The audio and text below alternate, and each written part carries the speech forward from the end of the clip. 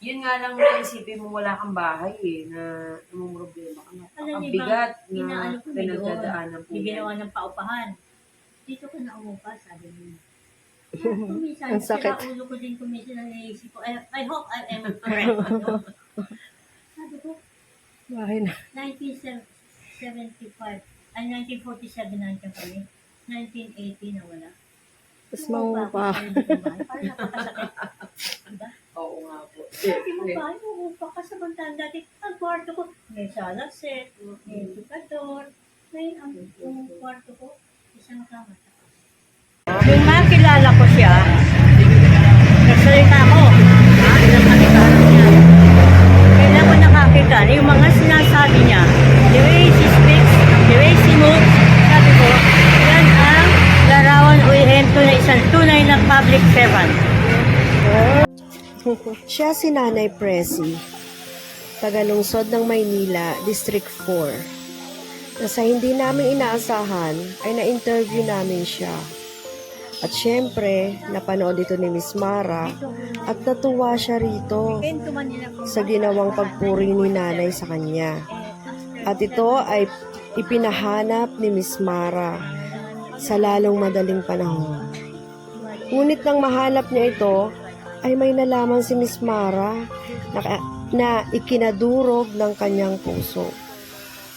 Dito ay pinakita niya sa amin ang dati niyang bahay, dati nilang bahay. At ito nga ay wala na sa kanila ngayon. At ito ang bagong tirahan ni Nanay ngayon. Siya ay umuupa hanggang ngayon sa edad na 87 years old. At dito ay pinuntahan namin si Nanay Presi. At dito ay may sorpresa sa kanya si Miss Mara. At panoorin ang video at dito natin malalaman kung ano nga ba ang sorpresa ni Miss Mara kay Nanay Presi.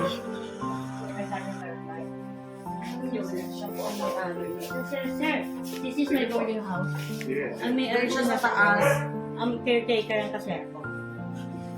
Caretaker na po siya. 1947 itong bahay na ito. Tagal na to. Wala pa talaga. Penta. Pangangailangan. Nagipit kayo. Okay. Ilang years po kayong naging teacher sa rin? 25 years. Elementary. So, nagpe-pension na po ba kayo ngayon? SSS. 4,600. Ma'am, anong year po kayo nag-retire as a teacher? I left Arellano as 1994. So, Ma'am Presi, ano po yung mga naituro sa inyo ng father niyo na hanggang ngayon eh, taglay niyo pa rin po?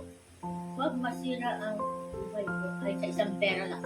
Because money is the instrument, is the measurement of your integrity.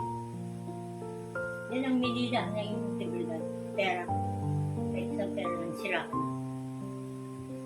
At ang sabi tatay ko, huwag ka na mabuti. Pag meron ka isang bagay na hindi maganda, yun ang tatandaan ng tao.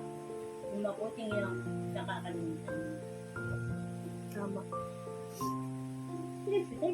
Ma'am Presi, palagay niyo, sa sobrang higpit niyo po ba eh, walang nakapatsa sa mga nanligaw sa inyo? Di ba? May naligaw ba sa akin? I don't know. May nanligaw ko. Talagang focus po kayo sa profession niyo. Not so much. Okay. Kasi siyempre naman, normal, bigyan mo ng konting anong buhay mo. Yes. Opo. Kailangan maging balance eh. Balance eh. Kung hindi, tatagal ba akong ganito? Ayun. Pag tinanong, bakit ang gawin dalaga ka? Ano kay Ma'am Red check Presi? eh. Ma'am, pero may nag-attend naman di ka. Meron. Wala ko Ibig sabihin, Kahit naman lahat ako. ng certificate, lahat ng certificate meron. Meron certificate na wala. Ma'am Presi, na-surprise po ba kayo sa pagpunta rito? Yes. Po? So ano po masasabi niyo dahil isa po kayo sa mapalad na isa po kami sa mapalad na nag-interview sa inyo dahil para malaman natin Kung kung kayo yung yung mga mapalad para may interview ko, ako mas mapalad. Opo. Ano yung masabi mo na personal po kayong pinuntahan ni Miss Mara Tamondong kahit masama yung pakiramdam niya ngayon? Alam niyo, kasi namin, talaga ang kanyang pagkatao, magsilbi. Magsilbi. Eh, sinabi ko noon, yung mga salita niya, the way he talks, na inanalyze ko yun. Sinabi ko yung gabi, dito at dito pinagsama niya. Pag yan, whichever, ha? Pag ganun yan, ang tungo niyan sa taas. Yes. Kaya nasa bahay na kami, ano sabi mo? Malacanang, ay sabi mo, City Hall? Hindi lang ako. Dahil yun, Malacanang. Ayan, ma'am. Nandiyan na po ma'am si Ma'am Mara. May sasabihin. Hopefully. Dito pa. Sir, you don't want to sit. Oh, another. Siya na-interview niyo, hindi namin. Hindi kayong dalawa po. Pero maliban doon, ano yung feelings nyo na katabi nyo na ulit si Miss Mara Tamundong? Well, meron akong pag-asa sa buhay. Oo nga pala. Alam naman. Sabihin daw po sa iyo si Ayan. Super Mara. Super Mara. May Iiyak si ma'am. isasabi. Oh. Ay, wag mo naman pag-asa. But there was a time na parang gusto ko na huliga. Kasi during the time of ERA, consultant kami, aming analyst. We were receiving 22,000 a month. 25 years old. Yung maupo si Isko, ginawa kami JO, 8,000 a month. Kahit ito paglipat ko dito, nabili yung bahay namin, yung nakabili yung bahay namin, kaibigan ko. They were very nice to us. Sabi na, Ceci, wag muna kayo mag-alala. We'll give you 5 years to stay there without payment, except night and day. So, naka 5 years na kami. Kaya dumating nga 5 years, alam ko pa sila kami. Eh, hindi na nangyari. So, buti ko kaibigan ko, mura lang doon kasama na ilan. Eh, magandang lugar ko dito. Sabi ko, Lord, salamat. Ako lang, kung tatanungin nyo, 2 districts yun. Kaya ako din masyal dito kasi nga gusto ko makita yung kalagayan niya. Dahil sa edad niya na 87 years old. Ang hirap. Kaya lang ako naiiyak kasi parang syempre nanay ko na. Saka ano po ang isa pa dyan, nakita niyo po sa edad ni nanay na 87, mag-87 na po kayo. Imagine, yung nararanasan ng mga middle na mga tao, yung nagtatrabaho, na may problema sa tirahan, umuupa. Ang hirap talaga ng sitwasyon ng tao na ganun. Kaya nga ako po, talagang ang gusto kong programa na yung magkaroon sana ng pabahan sa mga senior citizen, hindi talaga kaya mag-afford ng mga pamilya. Kasi hindi rin natin masasabi dahil nga, syempre minsan, yung sarili pa natin, yung napapabayaan natin, in the end, parang tayo, sacrifice talaga para sa atin. Pino naman pabayaan sa sarili mo. Uy, teka. Isipin mo yung sarili mo. Huwag mo kalimutan na papa mo. Pero isipin mo yung sarili mo. Diba? Kaya nga po na di ba, nakita nyo, ang buhay talaga natin, struggle pa rin as everyday. Kaya talagang dapat yung na matutunan natin, talagang tumawag sa itaas, huwag tayo mawala ng pag-asa. Bago sa taas. Pero huwag pabayaan na papa. Opo, tama. Kaya nga ang akin ay, isipin ninyo po, kung anong sitwasyon ng ibang senior citizen natin na talagang walang kakayanan, na magkaroon ng sariling bahay, poproblemahin mo pa yung gamot mo, poproblemahin mo pa yung kakainin mo sa araw-araw. Kaya nga ako, nananawagan din ako sa mga tao na gusto rin nilang makatulong sa iba. Huwag niyo po pigilan yung sarili mo. Gawan po natin ng paraan na tayo yung magkakasama para makatulong. Kasi ako, kaya nagiging emotional ako dahil nga syempre nararamdaman ko po lahat ng tao. Bumababa ako. Nakikita ko yung sitwasyon natin. At higit sa lahat, ayoko po. Hindi ka nabigat yung mararamdaman. Totoo po yan. At saka hindi natin naiintindihan Minsan, akala natin okay lang po yung ibang tao. Pero ang katotohanan, mahirap po ang sitwasyon ng ibang kababayan natin. Marami. Kaya nga talagang kung meron pong isang tao na gusto talagang tumulong at magmalasakit, talagang biyaya po sa itaas yun. Kasi hindi naman po lahat ng tao may kakayanan na makatulong sa paraan para makapagpaligaya po tayo ng tao. Ako naman po na alam po kung gaano kahirap yung pinagdadaanan nyo. Pero pinipilit nyo talaga na hindi nyo masyadong dibdibin. Dahil sabi ko nga po sa inyo, mahirap din na dibdibin. Talagang yung Yun nga lang na isipin mo wala kang bahay eh, na problema ka na. Alam Ang niyo ba, bigat na inaano ko may pinagdadaanan po Hindi yan. ginawa ng paupahan. Dito ko na umupa, sabi niya. Kuminsan, Ang sakit. sila ulo ko din kuminsan ang naisip ko. I hope I am correct. Ano? Sabi ko, Bahay na. 1975, ay 1947 nandiyan kami. 1980 na wala. Tapos Umupa ako mangupa. sa hindi ko bahay. Parang napakasakit. Diba? Oo nga po. Hindi mo ba, umupa ka sa bantaan dati. Ang kwarto ko, may sala set, may tukador. Ngayon, ang kwarto ko, isang kama. Ito, set.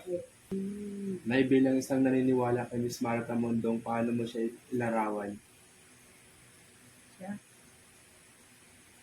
Hindi lamang yung mukha niyang kagandahan nakikita. The inner part, para kang x-ray. Kasi hindi na sa mukha ng taong kagandahan. Yun ang out. Let her express and you have to evaluate.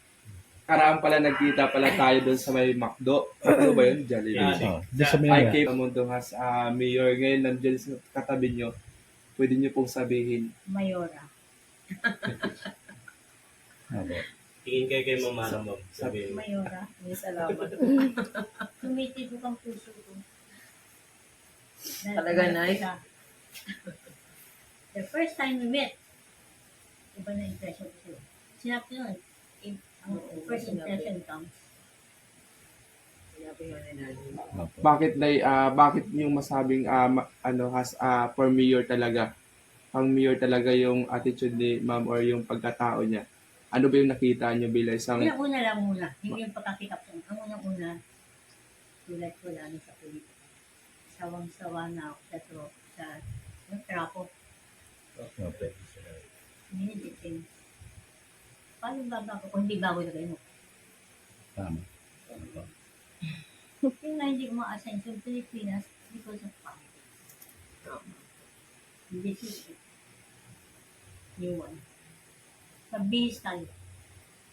So, panahon naman. Palit naman. Panahon na. Opo. Palit tayo. Parang napalit. Tumikim naman tayo na ibang klaseng miswa. Opo. Ano daw? Tatawa ka. Miss Wan. Ma'am, bakit po Miss Wan? Sa ibang klaseng miswa, excuse. Depende sa Dilaw, timpla. may puti. Oo. Yung mga ano niya, may maliliit Nice, na. daw tayo miswa doon. Ang sarap kaya ng Miss Wan. ma'am. Oo nga eh. Lalo pag may bola-bola. Oo. Tsaka patola. Giniling, no? Giniling lang. Okay na. Nasa pagkain na tayo, ha?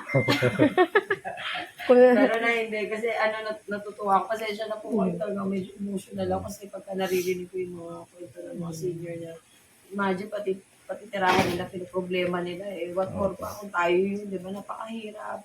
Di bale nang wala kang malaking kayamanan, basta meron kang tutulugan araw-araw, meron kang uwian. Napakahirap kahit gano'ng kaliit, kalaki. Kaya na, ang surprise ko sa inyo, babayaran ko yung 1 taon na renta po ninyo dito. Wow! Hello!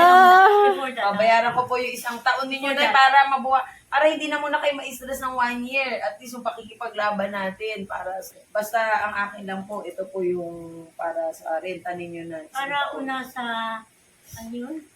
Yung pungan sa Itbulaga? Sa Itbulaga po. Sugod Sugod bahay. Sugod bahay. Sugod bahay.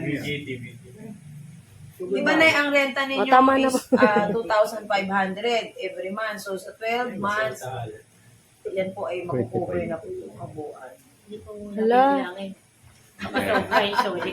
Makasobra yung sorry ang gusto niya eh. Teka, bilangin ko kayo, baka naman kumulang ako. Hindi, bilangin ko lang, dito lang, itago ko lang. Bahala ka.